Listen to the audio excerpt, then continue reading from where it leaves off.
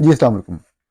آج کا ویلاگ بہت اہم ہے کیونکہ میں نے آپ سے ایک بہت ہی اہم خبر ڈسکس کرنی ہے۔ قاضی فائز عیسیٰ کا جو ایک غیر قانونی اور غیر آئینی فیصلہ تھا پاکستان کی ایک بڑی سیاسی جماعت کو ختم کر دینے، الیکشن کی حد تک ختم کر دینے اور اس سے انتخابی نشان واپس لینے کے حوالے سے، اس حوالے سے میں آپ کے ساتھ بہت اہم ڈیٹیلز شیئر کرنے جا رہا ہوں کہ اس فیصلے کے اب کیا کانسیکوینسز جو ہیں وہ پاکستانی قوم کو دیکھنے پڑیں گے کہ کس طریقے سے جو آئینی ادارے ہیں، جو جمہوری ادارے ہیں، جو پاکستان کی پہچان، جمہوریت کی پہچان ہے، وہ کس طریقے سے ان کو اب نقصان پہنچے گا، وہ غیر مکمل رہیں گے یا ان کی ماہیت جو ہے وہ اس طریقے سے تبدیل ہوگی کہ آئین کا بنیادی مقصد ہی فوت ہو جائے گا۔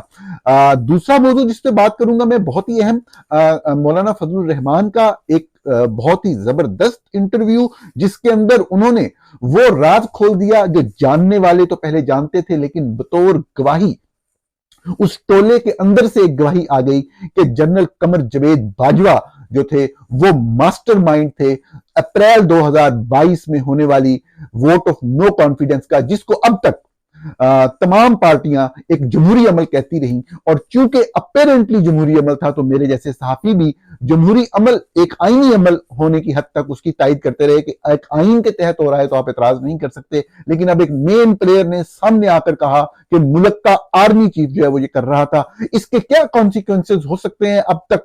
اگر ایک جمہوری ملک، ایک سویلائزڈ ڈیموکریسی ہوتا پاکستان، یہاں پہ آئین اور قانون کی حکمرانی ہوتی، تو اب تک جو سائفر کیس جس میں عمران خان کو سزا سنائی اس کا کیا حشر ہوتا، اور سب سے اہم اس وقت جنرل باجوہ کے ساتھ کیا سلوک ہو رہا ہوتا اگر آئین اور قانون پہ عمل درآمد ہو۔ اس پہ ہم بات کریں گے۔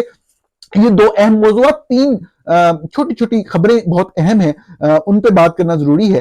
ایک تو بڑی ہی زبردست چوری پکڑی گئی ہے، وہ بتانا ہے آپ کو کہ کون سی چوری پکڑی گئی ہے۔ یہ چوری جو پکڑی گئی ہے یہ مولانا فضل الرحمان کے انٹرویو کے تناظر میں پکڑی گئی ہے، وہ میں آپ کو تفصیل آپ کے سامنے رکھوں گا اس چوری کے پکڑے جانے کی۔ ایک بیان ہے پاکستان تحریک انصاف کے ایک رہنما کا جے یو آئی اور پی ٹی آئی کے قریب آ جانے کے حوالے سے کہ ہم اب قربتیں جو ہیں برقرار رہیں گی، اس کے اوپر میں آپ کو اپنا تجزیہ یا بیک گراؤنڈ جو میں جانتا ہوں اس حوالے سے وہ پیش کروں گا۔ اور سب سے اہم بات جو ڈسکس کریں گے، آخری چھوٹی سی خبر اس پہ تبصرہ، وہ پیٹرول کی قیمت بڑھنے کے حوالے سے 275 پہ قیمت پہنچ گئی، یہ کب پہنچی، کون پہنچانے والے تھے، اس پہ بات کریں گے۔ بلکہ شروع کرتے ہیں تو آخری موضوع سے ہی شروع کرتے ہیں کہ پاکستان میں پیٹرول کی قیمتوں میں اضافے کا اعلان کیا گیا ہے۔ ناظرین یہ بہت ہی افسوسناک خبر ہے، پاکستان میں اس وقت تقریباً 275 روپے لیٹر ایک پیٹرول ہو گیا ہے، اور یہ جن لوگوں نے پاکستان کو اس حال تک پہنچایا، پاکستانیوں کو اس مشکل صورتحال میں ڈالا، مہنگائی کا ایک ایسا طوفان لے کے آئے، پاکستان کی معیشت کو تباہی کے دہانے کے اوپر لے کے آ گئے، اور بچنے کا اور لوگوں کے سانس لینے کی گنجائش بھی ختم ہو گئی، انہی لوگوں کو پاکستان کے اوپر دوبارہ مسلط کیا جا رہا ہے۔ لیکن افسوسناک بات یہ کہ لوگوں نے ان کو ایک مینڈیٹ دے کے، ایک عوامی مینڈیٹ دے کے ریجیکٹ کر دیا۔ لیکن پاکستان کی صورتحال یہ، اور ان معاشروں میں ہمیشہ یہ کہا کرتا ہوں، ہمیشہ سے کہتا چلا آ رہا ہوں کہ جن معاشروں میں آئین اور قانون کی حکمرانی نہیں ہوتی، وہاں پہ عوام کا تمسخر ایسے اڑایا جاتا ہے، عوامی مینڈیٹ کا تمسخر بھی ایسے اڑایا جاتا ہے۔ ایک چیز آپ کو ضرور یاد رہنی چاہیے، جو بھی فلسفے آپ گاڑ لیں اکانومی کے کہ عمران خان نے یہ کیا تھا یا عمران خان کی حکومت نے یہ والے غلط فیصلے کیے تھے، ایک چیز آپ یہ دیکھ لیں کہ چاہے سبسڈی دے کے، چاہے جس طریقے سے بھی معاملات کو چلایا گیا، آپ یہ دیکھ لیں کہ ترقیاتی کام بھی اپنے طور پہ جاری رہے، لیکن اپریل 2022 جب یہ ووٹ آف نو کانفیڈنس والا معاملہ ہوا، اس وقت پاکستانی عوام 150 روپے میں ایک لیٹر پیٹرول خرید رہی تھی، جو اب 175 روپے، چند مہینوں کی بات ہے، یہ دیکھ لیں 300 تک بھی قیمت گئی، لیکن 275 روپے کا ایک لیٹر پیٹرول ہے۔ اور آپ کو پتہ ہے کہ پیٹرول کے اوپر ہر چیز کی قیمت ڈیپینڈ کرتی ہے۔ یہ سوچنے کا مقام ہے، بہت ہی افسوسناک صورتحال ہے، بہتری کے امکانات نظر نہیں آتے۔ افسوس یہی کہ وہ لوگ جو اس ساری صورتحال کے ذمہ دار تھے، ان کو ایک مرتبہ پھر زور زبردستی پاکستانی عوام پہ ٹھونسا جا رہا ہے۔ خیر، اس سے زیادہ میں بات نہیں کروں گا کیونکہ پروگرام کے موضوعات بہت اہم ہیں۔ ناظرین، دوسری بات جو ایک چھوٹی سی خبر پہ تجزیہ میں کروں اور پھر اپنے اصل موضوعات کی طرف آتا ہوں، اور آخر میں آپ کو جو چوری پکڑی گئی اس کے بارے میں بتاؤں گا۔ دوسری خبر ہے کہ ایک رہنما ہے، نام میں نہیں لے رہا ان کا بیان چھپا ہے مختلف اخبارات میں کہ اب جو پی ٹی آئی اور جے یو آئی ہیں، یہ ان کا موقف ایک ہی ہوگا، چاہے حکومت میں جائیں یا اپوزیشن میں جائیں۔ بلکہ نام بتا دیتا ہوں، شیر افضل ایک صاحب ہیں، پی ٹی آئی سے بلانگ کرتے ہیں، انہوں نے یہ کہا۔ اچھا، میں اپیرنٹلی اس کے اوپر دو تین چیزیں آپ کے سامنے رکھنا چاہتا ہوں ماضی کے اپنے مشاہدات کی روشنی میں، کہ ایک تو ایسا اپیرنٹلی نظر نہیں آتا، ممکن نہیں آتا، اتنا زیادہ بیڈ بلڈ ہے دونوں سائڈ سے کہ اس طرح اکٹھے چلنا شاید ممکن نہ ہو۔ لیکن اگر ہم تجزیہ کریں اس حوالے سے کہ دونوں پارٹیوں نے ایک دوسرے کے خلاف کیا کیا، تو یقینی طور پہ بلا مبالغہ کہا جا سکتا ہے کہ پی ٹی آئی نے بھی بہت زیادتی کی۔ پاکستان تحریک انصاف کے سربراہ عمران خان بالکل احتیاط کا دامن ہاتھ سے چھوڑ دیتے تھے جب وہ تنقید کرتے تھے مولانا فضل الرحمان پہ۔ میری عادت ہے، میں اپنے پروگرام کے اندر، اپنی بات کے اندر، اپنی گفتگو کے اندر جو بلو دا بیلٹ ورڈز ہیں وہ یوز نہیں کرتا۔ اس کا ایک مقصد ہوتا ہے اٹریکٹ کرنا لوگوں کو، جو کہ میرا مقصد نہیں۔ میں آپ سے خبر اور خبر کا تجزیہ شیئر کرنے کی حد تک رہنا چاہتا ہوں۔ آپ جانتے ہیں سب وہ کیا لفظ تھا، انتہائی توہین آمیز لفظ ہے جو یقیناً نہیں استعمال کیا جانا چاہیے۔ جو مولانا فضل الرحمان کرتے تھے وہ خیر اس سے بھی خطرناک اور اس سے بھی خوفناک بات تھی، اور وہ لفظ میں استعمال کر سکتا ہوں آپ کے سامنے۔ وہ یہودی ایجنٹ کا لفظ تھا۔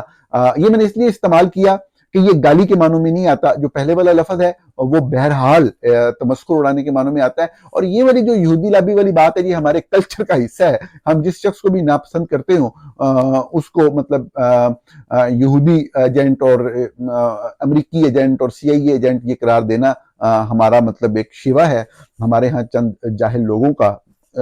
معذرت، میں نے جاہل لوگ کہا، لیکن بہرحال یہ ایک حقیقت ہے کہ ہمارے کلچر کا یہ ایک حصہ جو ہے نا وہ بن چکا ہے۔ تو یہ بھی بڑی ہی خطرناک اور بڑی غلط بات، اس سے زیادہ خطرناک بات جو مولانا فضل، تو دونوں سائڈیں برابر سے ایک دوسرے کے اوپر اٹیک کرتی رہی ہیں۔ آج مولانا کیوں آ رہے ہیں؟ دونوں طرف سے تجزیات جو ہیں وہ آ رہے ہیں۔ بعض لوگ یہ کہہ رہے ہیں کہ مولانا ہار گئے ہیں، ان کے بیٹے بھی ہار گئے ہیں تو ان کو شکست کا غم ہے۔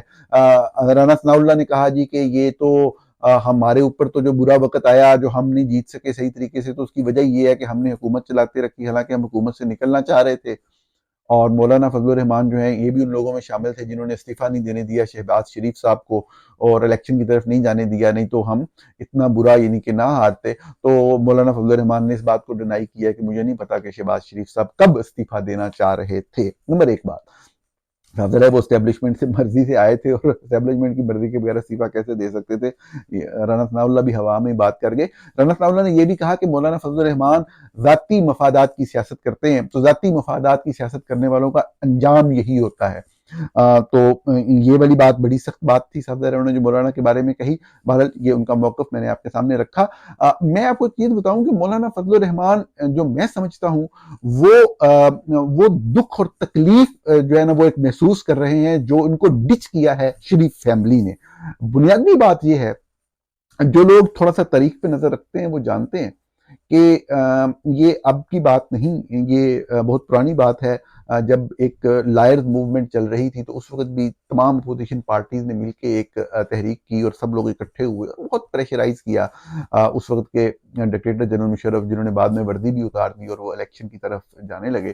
تو جب الیکشن کا موقع آیا تو عمران خان جو کافی عرصے سے شریفوں کے ساتھ چل رہے تھے اور ایک اتحاد تھا اپوزیشن کا ڈکٹیٹر کے خلاف، تو انیشلی یہ فیصلہ تھا اس اتحاد کا کہ ہم الیکشن وغیرہ میں نہیں جائیں گے اور مقابلہ کریں گے، لیکن یکدم جب پاکستان میں آئے تو تھا ظاہر ہے کہ شریفوں کے معاملات تو آگے ان کو پتا تھا انہوں نے کیا کرنا ہے پولیٹکس کے اندر، کس طریقے سے آگے چلنا ہے اور کیا کیا ان کے معاملات کہاں کہاں کدھر کدھر کیسی کیسی بات ہوئی ہے، کیا باتیں کر کے وہ آئے ہیں۔ تو الٹیمیٹلی پھر کیا ہوا کہ وہ چلے گئے۔ عمران خان نے بائیکاٹ کا اعلان کیا اپنے سب کے متحدہ متفقہ فیصلے کے بعد، اور ادھر سے یہ الیکشن میں چلے گئے۔ وہ دن اور آج کا دن پھر عمران خان نے کبھی واپس مڑ کے شریفوں کی طرف نہیں دیکھا۔ اسٹیبلشمنٹ کے خلاف جدوجہد کے حوالے سے یا اپوزیشن کی سیاست کے حوالے سے ان کو سمجھ آ گئی کہ یہ صرف اپنا مطلب اور مقصد اور مفاد نکالنے کے لیے لوگوں کو ساتھ ملاتے ہیں، اور اپوزیشن کے لوگوں کو، دوسری سیاسی جماعتوں کو، اور جب مقصد نکل جاتا ہے تو وہ کہتے ہیں نا دودھ میں سے مکھی کی طرح نکال کے پھینک دیتے ہیں. اس چیز میں ویسے ایکسپرٹیز بہت ہیں شریف فیملی کو، اس میں کوئی دوسری رائے نہیں. تو مولانا کو یہ بات الٹیمیٹلی سمجھ آ گئی ہے. میں یہ سمجھتا ہوں اگر ایک جیسے مقاصد رکھنے کے حوالے سے اختلافات کو ساتھ چلاتے ہوئے اگر اتفاق ہو، پاکستان کی بہتری ہو، تو اس میں کوئی بری بات نہیں ہے. آگے چلتے ہیں، مین موضوعات کی طرف آتے ہیں. پہلے سب سے بڑی بات میں آپ کو بتاؤں گا کہ جو قاضی فائز عیسیٰ نے فیصلہ دیا وہ کتنا غلط فیصلہ تھا.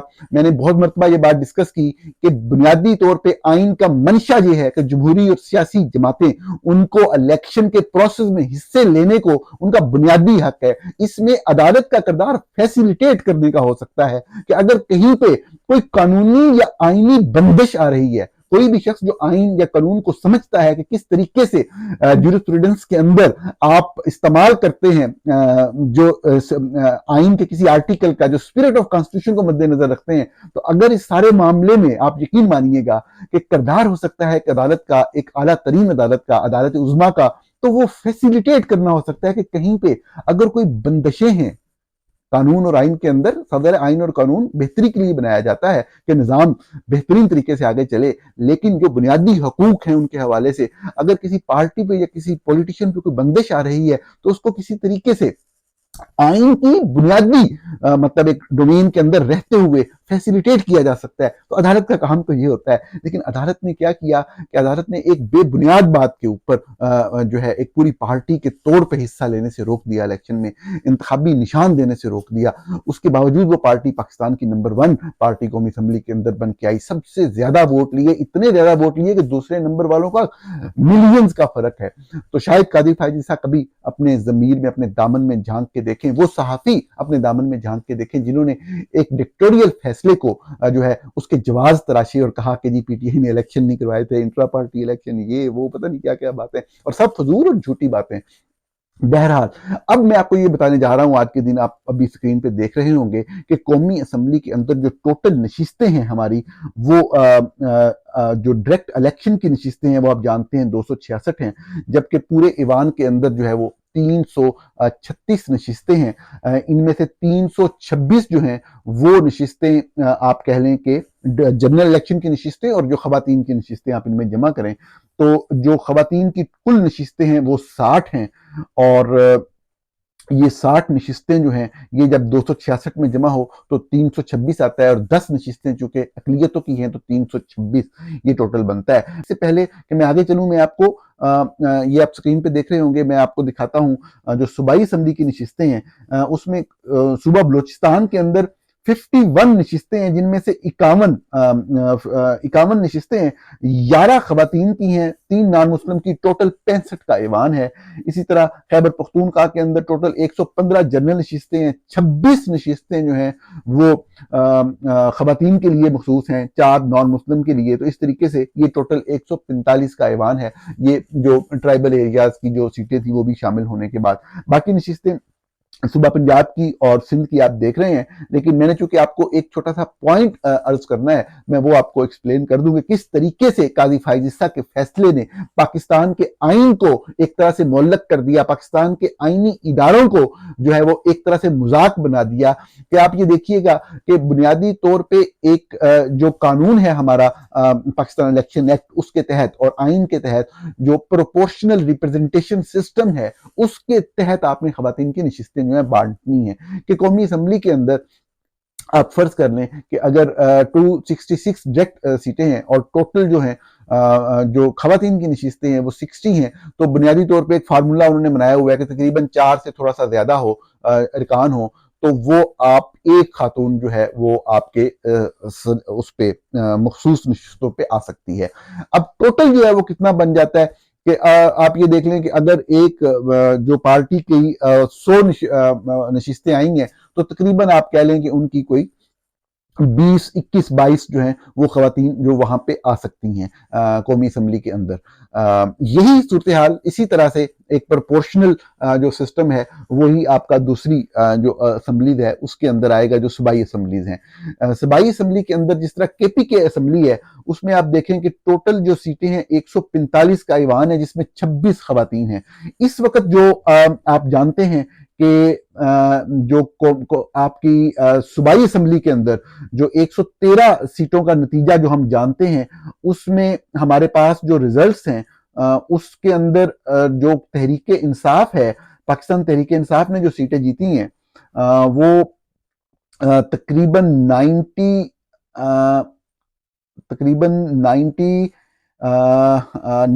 سیٹس جو ہیں وہ پی ٹی آئی نے جیتی ہیں، اور جمعیت علماء اسلام JUI کی تقریباً اس میں 7 سیٹس ہیں.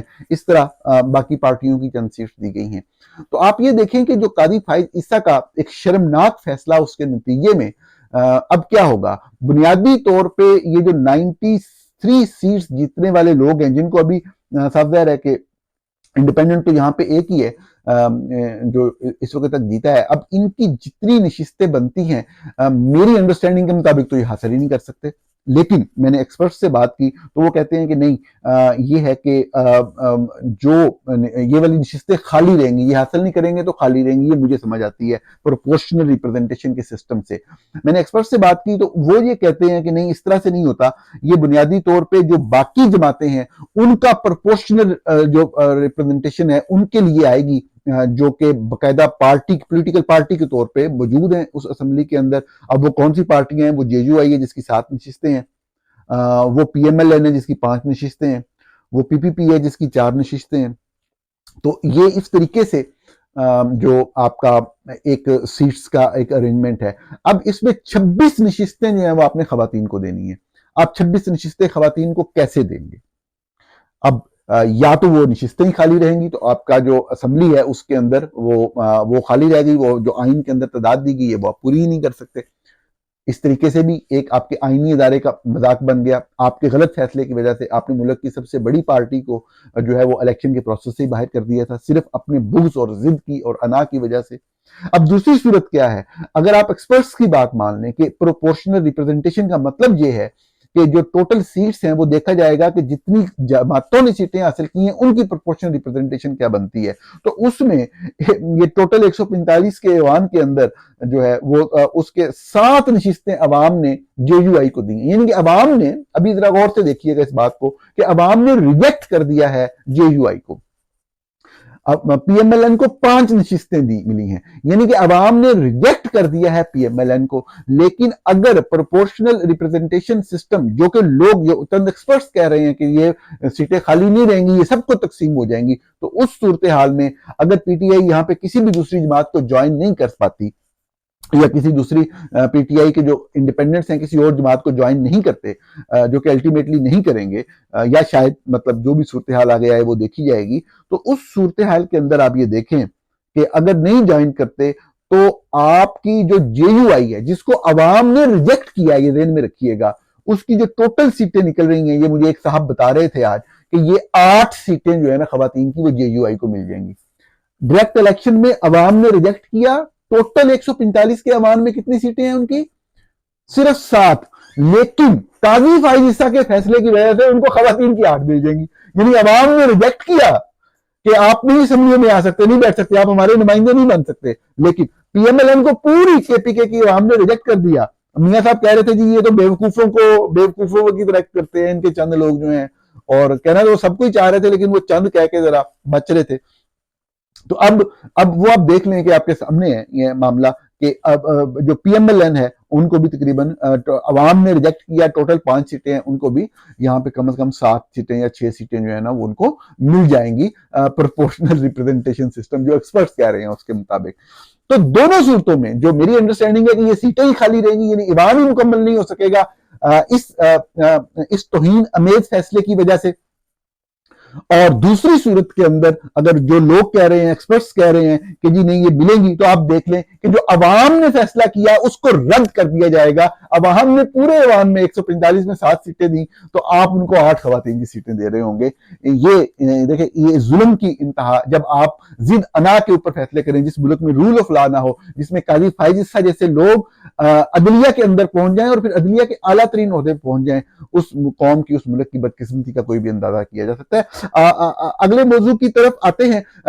بہت ہی اہم موضوع یہ بھی مولانا فضل الرحمان نے بڑے واضح انداز میں کہہ دیا کہ جو جنرل قمر جاوید باجوہ تھے انہوں نے کہا تھا, ان کے سامنے بیٹھ کے کہا گیا تھا کہ سامنے بٹھا کے کہا تمام ان پی ڈی ایم کے لوگوں کو, ان پارٹیز کے لوگوں کو, کہ تحریک عدم اعتماد لانی ہے عمران خان کے خلاف.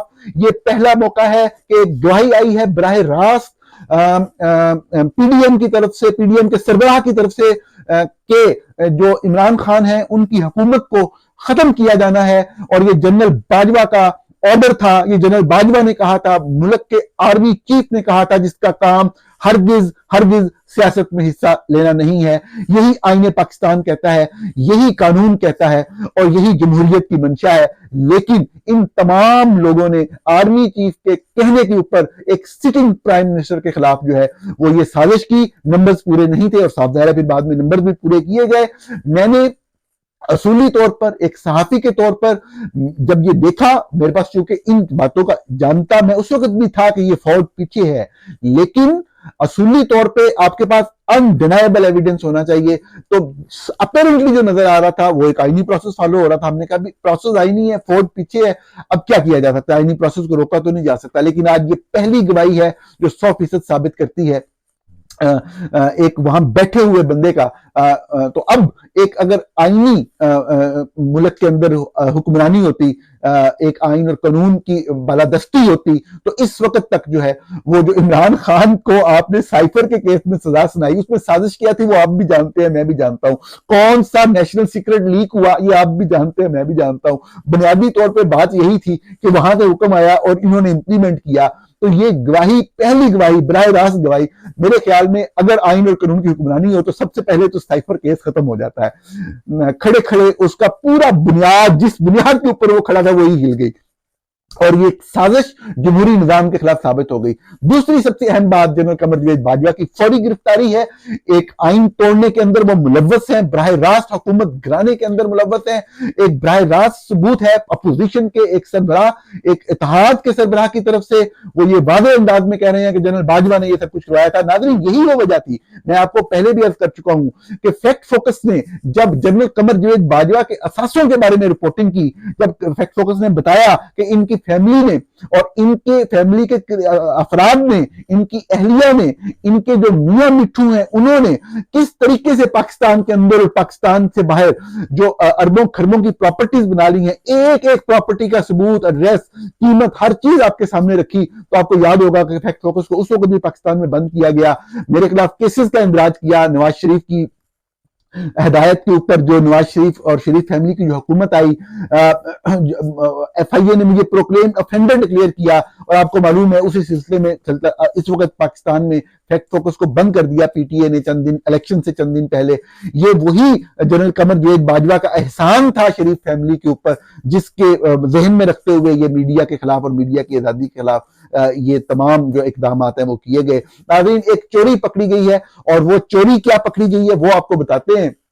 اور وہ چوری مولانا فضل الرحمان کے انٹرویو کے بعد پکڑی گئی ہے, اور وہ چوری یہ تھی کہ یہ پروگرام ایک سما ٹی وی ہے اس کے اوپر چلا, ندیم ملک صاحب کا انٹرویو تھا مولانا فضل الرحمان کا. تو اس کے بعد یہ کوئی 8 بجے سے رات 9 بجے کی سلاٹ میں چلا. تو جو 10 سے 11 بجے والی سلاٹ ہوتی ہے اس میں جیو ٹیلی ویژن پہ شاہزیب خانزادہ پروگرام کرتے ہیں, اور اس کے اندر انہوں نے انٹرویو موقف لینے کے لیے دعوت دی مریم اورنگزیب صاحبہ کو, جو کہ پاکستان مسلم لیگ نواز کی ترجمان ہیں بہت لمبے عرصے سے. ان سے بنیادی سوال یہی تھا کہ آپ مولانا فضل الرحمان کے اس چشم کشا انکشاف کے بارے میں اپنا موقف دیں. تو محترمہ مریم اورنگزیب صاحبہ نے کہا کہ بات یہ ہے کہ میرے سامنے تو ایسا کچھ نہیں ہوا کہ میں اس کے اوپر کوئی بات کروں. بڑی لمبی بات کی, میں وہ دہرانا نہیں چاہتا اس وقت, آپ سن سکتے ہیں, دیکھ سکتے ہیں. اسی پروگرام کا یہ متعلقہ حصہ جو ہے یہ شاہزیب خانزادہ صاحب نے ٹویٹ بھی کیا. میں جو قوانین ہیں ان کے تحت یہ ویڈیو تو نہیں چلا سکتا, لیکن میں اس کا جو لنک ہے جو ٹویٹ کیا شاہزیب خانزادہ نے, میں وہ لنک اس پروگرام کی ڈسکرپشن میں رکھ رہا ہوں. اگر آپ دیکھنا چاہیں, آپ نے نہیں دیکھا تو یہ دیکھیے, ویڈیو دیکھیے. مختصر سی ویڈیو ہے جو شاہزیب خانزادہ انٹرویو کر رہے ہیں مریم اورنگزیب صاحبہ کا. اور اگر آپ نے دیکھا بھی ہے تب بھی آپ نے یہ پوائنٹ مس کیا ہوگا, دوبارہ دیکھیے, لنک ڈسکرپشن میں دیا ہوا ہے ٹویٹ کا اس ویڈیو کی. اور وہ جو بات جس کے اوپر تھیوری پکڑی گئی وہ یہ تھی کہ انہوں نے کہا کہ میرے سامنے تو نہیں ہوا تو اس لیے میں اس پہ تبصرہ نہیں کر سکتی. تو انہوں نے کہا کہ یہ 8 بجے کا پروگرام ہے, ابھی 10 بج گئے ہیں, تو یقیناً آپ نے جو لیڈرشپ ہے اس سے پوچھا ہوگا اس حوالے سے. وہ پی ڈی ایم کے سربراہ تھے مولانا فضل الرحمان, انہوں نے بات کی ہے. تو مریم اور اورنگزیب صاحبہ ذرا ایک لائیو شاید یہ کال تھی اور اس کے اندر اس سوال سے گھبرا گئیں, تو انہوں نے یہ کہا کہ نہیں میری تو مریم صاحبہ سے یا شہباز شریف صاحب سے کوئی بات نہیں ہوئی, اور مریم صاحبہ تو وہاں موجود بھی نہیں تھی. یہ بات ان کے منہ سے نکل گئی اور انہوں نے گفتگو جاری رکھی اور آگے چلی گئی. اب مریم نواز صاحبہ کہاں موجود نہیں تھی, یہ وہ بنیادی بات تھی, یہ وہ چوری تھی جو پکڑی گئی. مطلب پہلے وہ کہہ رہی ہیں, ایک طرح سے ڈینائی کر رہی تھیں کہ ایسی کوئی بات ہوئی نہیں, لیکن چونکہ ہوئی تو تھی, اب یہ تو پوری قوم کو پتا ہے کہ یہ سب ہوا تھا. اب وہ کہنا یہ چاہ رہی تھیں کہ یہ والی جو میٹنگ تھی اس کے اندر مریم نواز موجود نہیں تھی, شہباز شریف صاحب موجود تھے, تو میری ابھی تک بات نہیں ہوئی, اور مریم نواز تو وہاں موجود نہیں تھی. یہ فکرہ ان کے منہ سے نکل گیا. یہ فکرہ سنیے, انجوائے کیجئے اپنا دن بھی, اور یہ بات یاد رکھیے یہ جتنی بھی ڈیلنگ کی بات ہوئی تھی یہ مریم نواز صاحبہ سے شروع ہوئی تھی, مسلسل ان کا رابطہ رہا ملٹری اسٹیبلشمنٹ کے ساتھ, بعد میں شہباز صاحب کا بھی اور شریف فیملی کے باقی لوگوں کا. یہ سارے معاملات طے پائے اور پھر حکومت آنے اور نئے آرمی چیف کے لگنے اور یہ ساری چیزیں, یہ سب باتیں ہم پہلے ڈسکس کر چکے ہیں.